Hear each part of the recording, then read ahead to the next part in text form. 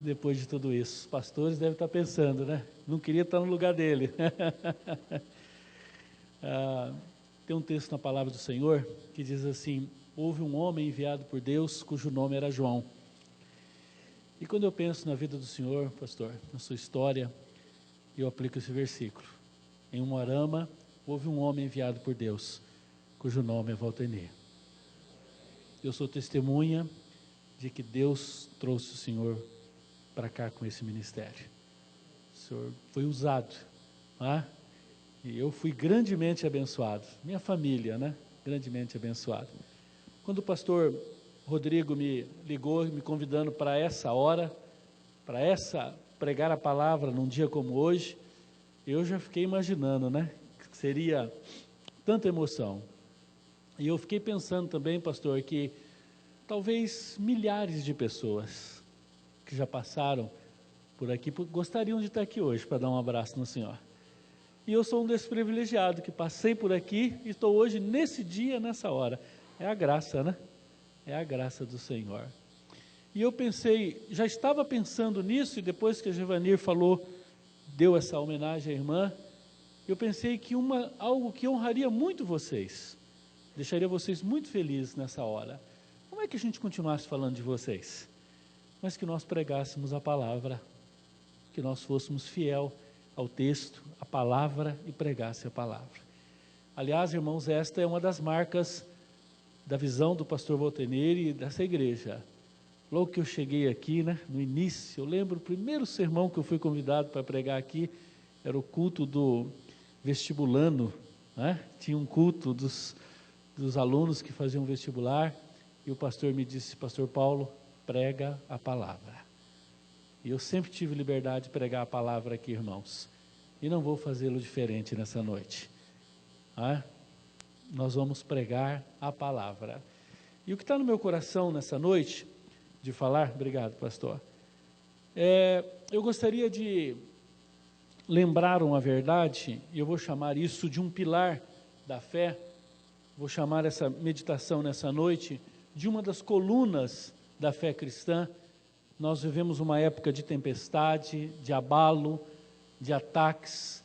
Nós vivemos uma época onde a nossa fé tem sido atacada, e os pilares da fé, a fé tem vários pilares, e um desses pilares é a criação.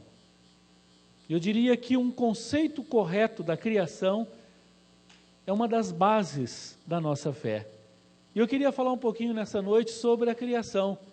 Eu queria compartilhar com os irmãos sobre a criação como um dos pilares da nossa fé, para nós suportarmos as tempestades, as crises que nós estamos enfrentando nos dias de hoje. E eu diria que vai ficar pior.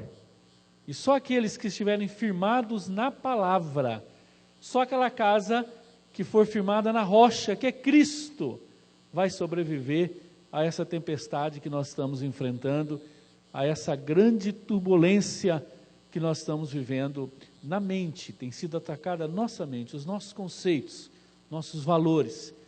E eu queria compartilhar com os irmãos, quero fazer uma exposição simples, objetiva, rápida, de 3 versículos sobre a criação. Obviamente que o texto de Gênesis capítulo 1, que inicia-se no verso 1, nós vamos ler apenas até o verso 3. E talvez a leitura correta para toda a compreensão, nós chamamos isso de uma porção maior, nós teríamos que ir até o capítulo 2, verso 3. Mas nós leremos apenas os 3 primeiros versículos, e eu quero falar sobre a criação nessa noite. Uma das convicções mais elementares e mais básicas da fé cristã, e que tem sido atacada de uma forma violenta nos dias de hoje, e você, como crente em Cristo, você precisa ficar firme na palavra do Senhor. E esse texto nos orienta, nos dá um norte, uma convicção, e eu quero repartir isso com os irmãos. Isso tem sido bênção na minha vida, isso tem falado ao meu coração, isso tem dado força para eu me posicionar em situações, no púlpito, em universidades, em empresas, escolas, na sociedade, por onde a gente passa. Isso tem me ajudado, essa convicção de Deus como nosso Criador, e ter uma uma visão correta da criação de todas as coisas. O texto sagrado diz assim: no princípio criou Deus os céus e a terra terra, porém, estava sem forma e vazia. Havia trevas sobre a face do abismo, e o Espírito de Deus pairava sobre as águas. Disse Deus: haja luz, e houve luz. Vamos orar. Pai, Tu és o Criador de todas as coisas. Tudo que existe, Senhor, só existe por causa do Senhor. Nada do que temos, Senhor, foi feito por si mesmo, mas o Senhor criou para a sua honra e sua glória. Senhor, nós queremos declarar como povo de Deus nessa noite, que Tu és o único Criador de todas as coisas, o sustentador do universo, e nós cremos nessa verdade, Pai, e nós queremos, Senhor, que o Senhor nos dê graça para compreender as implicações práticas, Senhor, da nossa fé, em relação à criação, Senhor. Nos dê essa convicção nessa noite, em nome de Jesus. Amém. Irmãos, os primeiros 12 capítulos de Gênesis, eles são a base de toda a teologia cristã. Toda a doutrina cristã, tudo que nós cremos está resumido nos 12 primeiros capítulos de Gênesis. É o alicerce de toda a Bíblia. É o alicerce de toda a história da humanidade, da criação, da queda, da redenção e da consumação da volta do nosso Senhor Jesus. Se remover esses 12 capítulos, tudo cai, tudo desaba. É a base. E o diabo só precisa derrubar esse conceito. Se o diabo conseguir derrubar o conceito da criação na mente dos jovens, das pessoas, da igreja, das crianças, e já derruba tudo. Para cair um prédio enorme, não precisa tirar no meio, precisa tirar as bases. Tire a base de um prédio e ele cai. Irmãos, aqui estão as bases. Esse ensino desses 12 capítulos, uma vez desacreditada, e pronto, caiu tudo. Se o diabo conseguir derrubar isso do coração das pessoas, acabou. Não há mais expectativa. Irmãos, esses 12 capítulos falam diretamente da existência de Deus. Fala da origem do universo, o tema mais atacado nos nossos dias. Tido como chacota. Pergunte para os jovens o que eles sentem na universidade, no ensino médio, quando um professor de ciência entra e começa a tirar sarro, a brincar, a zombar da teoria da criação, e de uma forma errônea, coloca a teoria da evolução como se fosse ciência, como se fosse verdade, e a teoria da criação como se fosse uma historinha furada de pessoas sem conhecimento, pessoas sem ciência, sem estudo. Como foi bom para eu saber que tanto a teoria da criação como da evolução precisa de fé. As duas são teorias, mas não é assim que nós aprendemos nas escolas. Irmãos, terceiro lugar, aqui está a criação do homem. Ah, como tudo muda quando nós temos uma convicção de que o homem foi criado por Deus. Como tudo muda quando você tem uma visão correta da criação, quando você entende de fato o Salmo 139, quando você sabe que você não é fruto do acaso, não foi um descuido do seu pai, não foi um erro da sua mãe, você não faz parte de uma fábrica de parafuso em série, mas você é uma criação de Deus. Deus te criou. Deus te conhece pelo nome, Deus sabe quem você é. Cada ser humano foi criado por Deus. Ah, irmãos, como isso muda tudo. Na escola você vai aprender que o homem veio do macaco.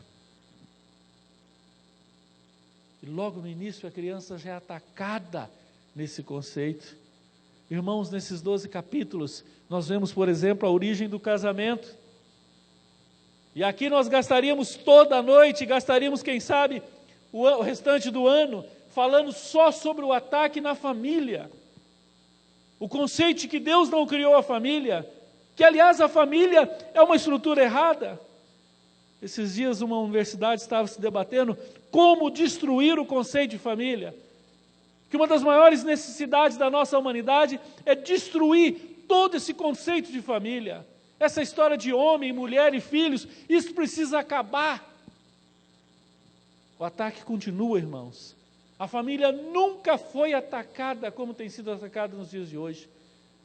Eu fico espantado que até ateus, até pessoas que não creem em Deus, que não têm religião, estão preocupados com a família.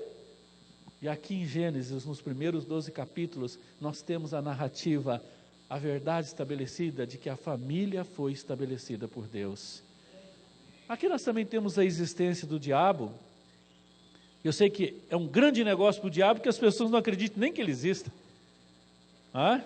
Aqui, irmãos, nós temos a origem da queda, a razão do mal. Aqui nós temos a explicação por que existe o mal, por que a humanidade sofre. A origem do pecado, a origem da morte está aqui, porque morte não é parar de respirar, morte é romper com Deus, morte é separação, morte não é você não ter fôlego, morte não é um coração parar de bater. Você pode ser um atleta vigoroso, cheio de vida física e estar morto por não ter Deus. Irmãos, essa verdade é encontrada aqui nesses 12 primeiros capítulos. Aqui nós temos a origem da semente da redenção, Gênesis 3,15. João 3,16 nasce em Gênesis 3,15. Aqui começa a luta da redenção, o programa da redenção já aparece.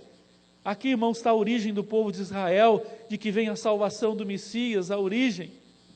E o diabo tem atacado tudo isso. Todos nós já fomos atacados aqui. Todos nós já tivemos aqui algum confronto, dúvidas, setas malignas sendo lançadas sobre a veracidade desses capítulos. Irmãos, a visão que temos sobre as origens define tudo na vida. Pastor, isso é secundário? Não é não, irmãos. Isso é primário. É tão primário que está no início. Irmãos, uma convicção clara de que Deus é o nosso Criador, de que tudo existe, é a base, é o início do nosso Evangelho que nós cremos. Define como consideramos o universo. Isso vai definir como é que você considera o universo. Irmãos, isso define quem nós somos. Porque se eu nasci do macaco, se eu sou fruto do acaso, se eu estou resultado de uma explosão, é uma história. Agora, se eu tenho um Criador, se eu tenho um Deus poderoso que um dia me fez para a sua glória, isso muda tudo, irmãos. Daí a fé, daí a convicção que nós temos de que isso aqui é a verdade de Deus, absoluta, cristalina. Irmãos, isso define também o modo como nós devemos viver. Eu acho que um ateu até é coerente, porque se não existe Deus para ele, se ele não crê nada, ele pode viver do jeito que ele quer. Mas se você crê que Deus te criou, isso gera temor no meu coração e no teu, e nós vivemos para a glória de Deus, sabendo que Deus nos criou, que dele somos e que um dia prestaremos conta da nossa vida a Ele. Irmãos, a concepção ateísta e materialista afirma que tudo surgiu do acaso, não há propósito em nada. Olha que vazio existencial. Não é à toa que esse povo termina em droga, não é à toa que esse povo termina em consumo de tantas coisas para cobrir esse vazio. Não há propósito na vida, nada do que existe no universo, na terra, é de ninguém. Isso impede a visão de que tudo vem de Deus. Infelizmente, irmãos, essas pessoas que não conseguem entender essa verdade, eles não têm nem como agradecer a Deus uma chuva. Quando você vê aquela chuva caindo. Ontem nós estávamos num evento de casais, e uma tempestade se formou, e uma grande nuvem pairou sobre nós, e veio um vento violento, e as pessoas com medo do vento. Eu disse, olha, Deus criou o vento para espalhar essas águas. Se essa água cair de uma vez aqui, morre todo mundo, não sobra nem formiga. Mas a mão poderosa do Criador, Ele vai soprar um vento e vai distribuir essas águas, e ela vai cair de uma forma fantástica. É o nosso Deus Criador. Irmãos, isso é uma ótica. Isso nós chamamos isso de cosmovisão. A maneira como você vê o cosmo, a maneira como você vê a vida.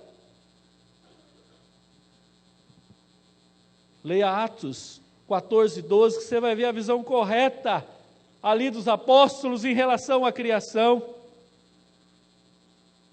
Irmãos, o conceito de que Deus não é o Criador e um conceito errado da criação toma forma, por exemplo, no iluminismo, e aí surge o que nós chamamos de existencialismo. É uma filosofia de vida que diz que nós somos jogados nesse mundo, não há propósito.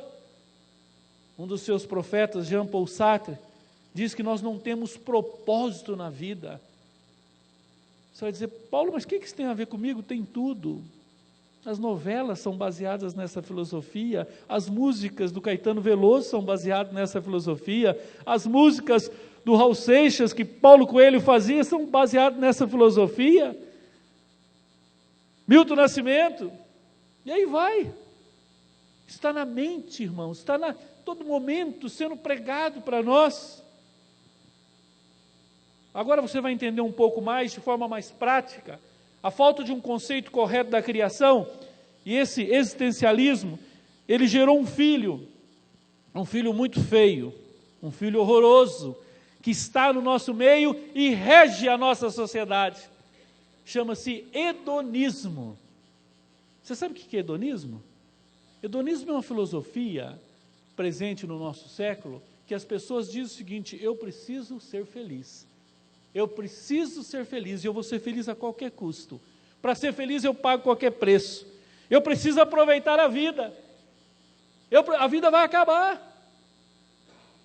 O hedonismo não crê na volta de Jesus, não crê na eternidade, não crê na vida após morte, porque não crê na criação. Se não foi Deus que criou, nós nascemos do acaso, para que vida? O que é vida? A vida é aqui, é agora. É o carpe diem. Sociedade dos Poetas Mortos, lembra do filme? Aproveite a vida. É o poeta dizendo: a vida é como ar e como água que corre pelos dedos e você não consegue segurar, então aproveite a vida, vá viver a vida.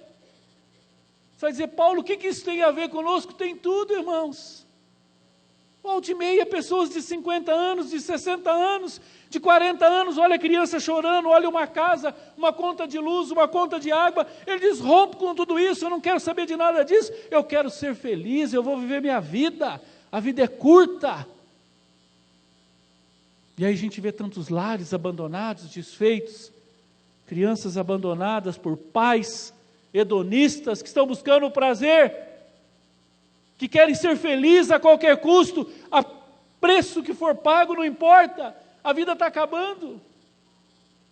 Irmãos, é assustador esse espírito hedonista no meio dos crentes. Fiquei chocado, pastores, esses dias, uma professora de escola bíblica, avó, mãe, reúne a família, sentou o marido, os netos, as noras, todos ali, e ela disse, olha, não se assustem, eu estou com 50 e poucos anos, daqui a pouco eu vou morrer, até hoje eu vivi só atrás de igreja, de Deus, eu não quero saber mais nada disso, eu quero viver minha vida, eu quero curtir a vida, eu não sou mais sua esposa, acabou, eu sou avó só de tchauzinho, só de Facebook, eu vou viver minha vida. Eu não quero mais casamento, não quero mais igreja, não quero mais Deus, eu não quero mais nada. É um espírito de apostasia, inspirado nesse hedonismo que diz, que crê que Deus não criou nada, então eu faço o que eu quero, porque eu quero ser feliz. Eu sou o centro de todas as coisas, eu sou o centro. Abandona tudo. Se eu quero ter experiência, eu quero ter relacionamento sexual com homem, com mulher, eu quero viver a vida. Está acabando. Irmãos, o espírito hedonista, ele é forte. É a mensagem falada nas novelas, é a mensagem falada nas músicas, aproveita a vida, está acabando, você vai ficar aí num tanque lavando roupa, você vai ficar no emprego esperando o seu 13º para ser feliz, você vai cuidar de filhos, você vai ficar atrás de igreja, vai ficar atrás de Deus, vai viver a vida. Irmãos, esse espírito maligno tem atuado em muitos lugares, e a origem está lá, porque não crê na criação, não crê que Deus o criou. Tudo acaba na morte, então aproveite a vida. Um dos profetas dessa filosofia chama-se Fantástico. Você acha que o Fantástico é um programa jornalístico? Você está muito enganado. Você acha que aquilo ali é um programa que narra fatos para te atualizar? O Fantástico é um instrumento de Satanás, um discipulador do humanismo, um doutrinador do hedonismo, que vai botar na sua cabeça: você está perdendo o seu tempo, vai viver tua vida. Irmãos, isso é muito forte. O segundo filho feio desse existencialismo ateu, que não crê no Deus Criador, é o relativismo. Pastor, que aula de filosofia, o que é relativismo? Relativismo é um conceito filosófico presente que diz que tudo é relativo, nada é absoluto, nada é verdade. O que é verdade?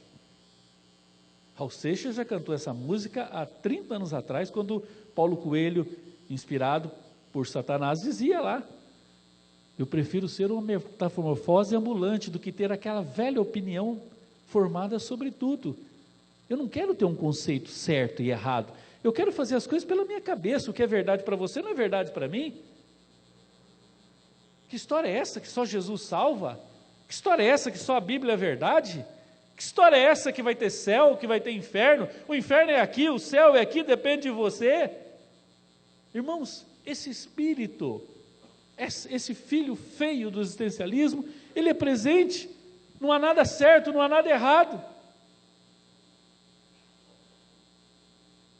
Esses dias um desses filhos de Satanás deu entrevista dizendo que tinha visto Deus. E aí o repórter, de uma forma irônica, pergunta: e como é que ele era? E a resposta foi: ela é preta. Numa decisão abusiva de questionar os conceitos. Irmãos, o que é verdade das Escrituras diz? Voltando para o texto, eu fico encantado nesses 3 versículos. O versículo número 1 faz uma síntese da criação. O versículo 2 fala do cenário da criação. E o versículo 3 fala da ferramenta da criação. Irmãos, isso muda tudo na nossa vida se nós crermos nisso. Isso é um ponto de partida para uma vida cristã bem-sucedida. Verso 1: quem criou? Deus criou o céu e a terra. Isso é uma síntese. Eu acho lindo. Deus não tem que explicar nada. Deus não tem que chegar com uma aula e dizer: olha, era assim, deixa eu te explicar, você vai entender. Não, Deus criou e acabou. Para quem crê, não precisa perguntar. Para quem não crê, não tem resposta. Esses dias uma pessoa disse: pastor, mas o senhor acredita na criação? Ele falou: isso é fé. Eu falei: você acredita na evolução, isso também é fé. A evolução também precisa de fé. Você tem prova científica da evolução? Não tem. Bom, o senhor também não tem da criação? Não, mas eu creio, é bíblico. Irmãos, há uma síntese no versículo 1. No princípio, criou Deus, céus e a terra, ponto. Não tem que explicar mais nada. Para quem crê, irmãos, não tem que ficar explicando muita coisa. Eu queria fazer uma pergunta para você nessa noite, de fato. Você crê que Deus é o seu Criador? Aleluia, irmãos, isso muda tudo, irmãos. Isso fortalece a nossa fé, isso dá sentido para a vida, isso norteia os nossos comportamentos, isso afeta a nossa ética, isso muda a maneira que eu trato a minha esposa, isso muda a maneira que eu compro, que eu vendo, isso muda a minha maneira de se comportar, isso muda tudo. Segundo, qual que era o cenário da criação? A terra era sem forma e vazia. Do que Deus precisou para crer? De nada, porque Ele é criador, Ele não é transformador. O homem transforma, o homem pega uma madeira e transforma em banco, pega um algodão e transforma em roupa, isso é o homem. Deus transforma? Também, mas Deus é mais, Deus cria. É impressionante esse verbo que aparece aqui. Deus criou, criação aqui, bará, no hebraico, significa aquele que faz a partir do nada. Irmãos, Deus não precisa de nada para fazer.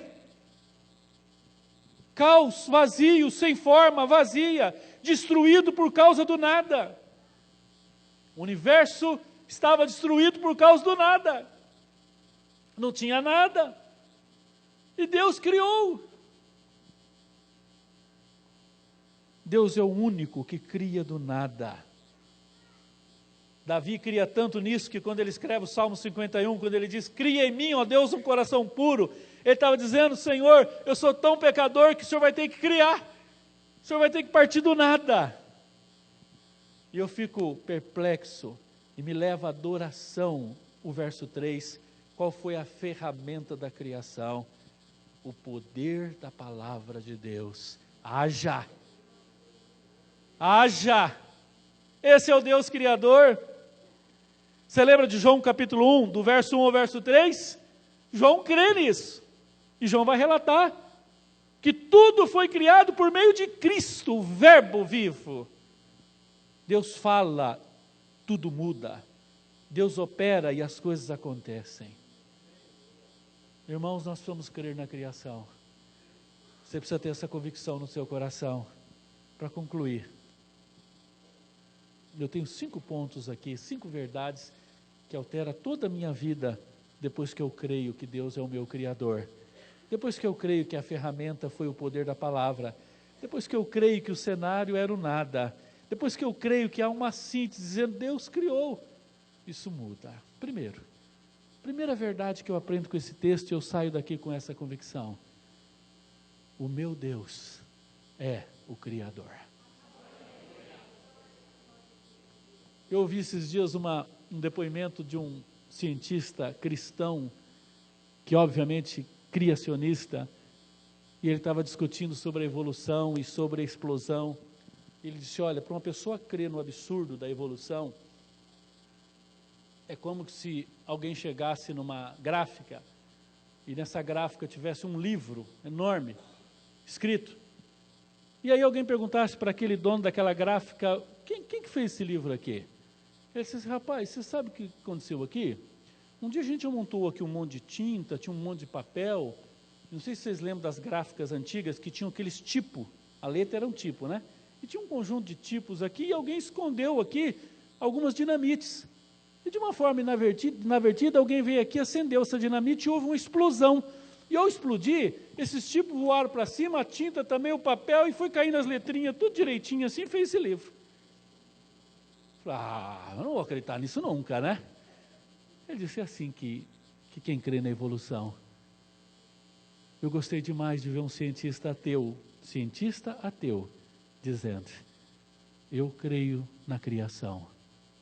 Do jeito que eu estudei, na minha convicção científica, é impossível que está aí ter sido feito sozinho. Alguém fez.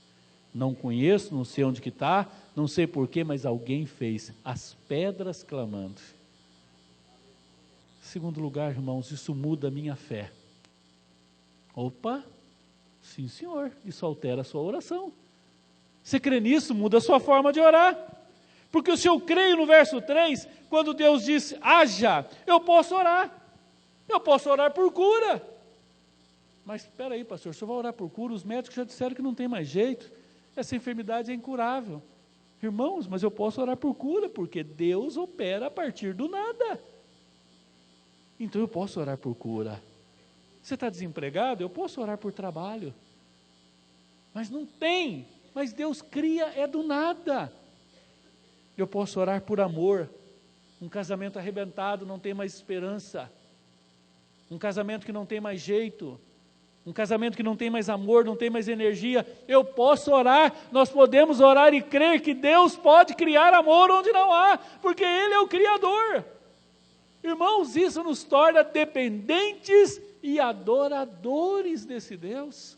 Não sei se você está entendendo. Eu posso orar por perdão. Um pai que não consegue perdoar um filho, um coração cheio de ódio, cheio de ressentimento, de mágoa. Não há nada para perdão. Nós podemos orar, porque Deus pode criar do nada. Minha oração tem vigor e tem fé, porque eu orei a um Deus Criador, que pelo poder da palavra, qualquer coisa pode acontecer. Terceiro lugar, se Deus é Criador, eu não sou meu, eu sou dele. Opa, de quem que você é? Eu sou de Deus. Eu não sou dono do meu nariz. Eu não posso fazer o que eu quero da minha vida. Eu não posso seguir meus instintos. Eu não posso seguir meus desejos. Eu preciso ser guiado pela palavra, porque eu sou dele. Eu sou dele, se Deus é meu Criador. Irmãos, em quarto lugar, e eu gostaria que essa palavra gerasse um temor muito grande no seu coração. Se Deus é o seu Criador, se Deus é o meu Criador, então um dia eu vou prestar conta a Ele. Tudo que eu fizer, todos os meus atos, um dia eu prestarei conta ao dono. Quinto e último lugar, se Deus é o Criador de tudo, se Deus é o único que pode criar, e Ele é o Criador de tudo, eu quero ser dele de coração, para amá-lo, para adorá-lo, para honrá-lo e para servi-lo. Se eu creio que esse Deus foi capaz de me fazer, eu tenho a maior alegria de me entregar a esse Deus e dizer: Senhor, eu quero ser teu servo. Eu não quero mais viver para mim mesmo. Eu não quero mais fazer minha vontade. Sabe, irmãos, que Deus tem me mostrado ultimamente que o maior livramento que Deus pode fazer na minha vida é me livrar da minha vontade. O maior livramento que Deus pode fazer na minha vida é estabelecer a vontade dele na minha vida como é no céu.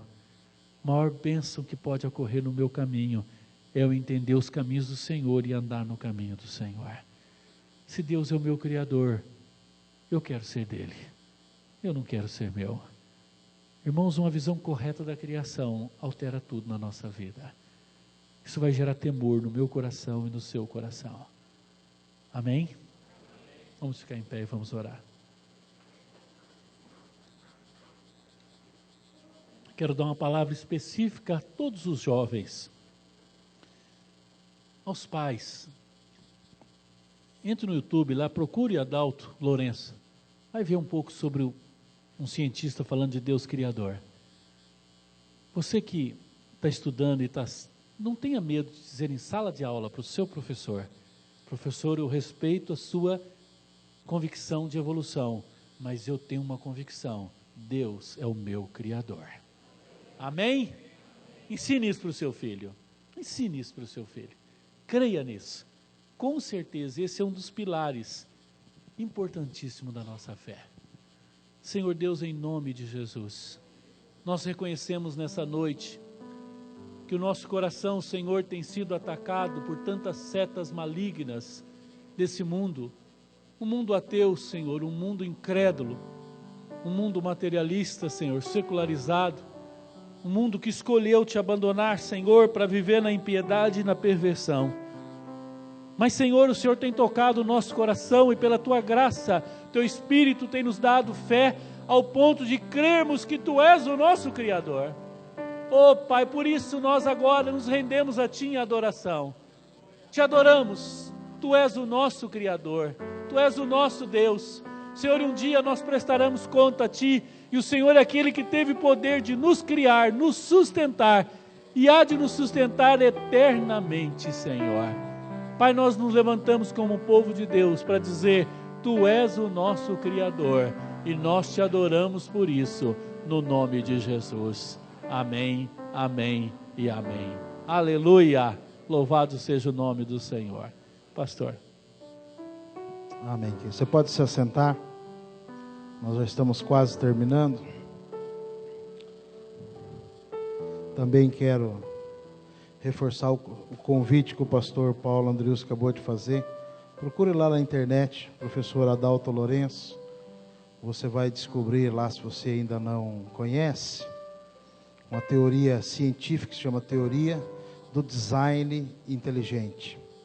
A teoria do Design Inteligente diz que a natureza é complexa demais para ser fruto do acaso.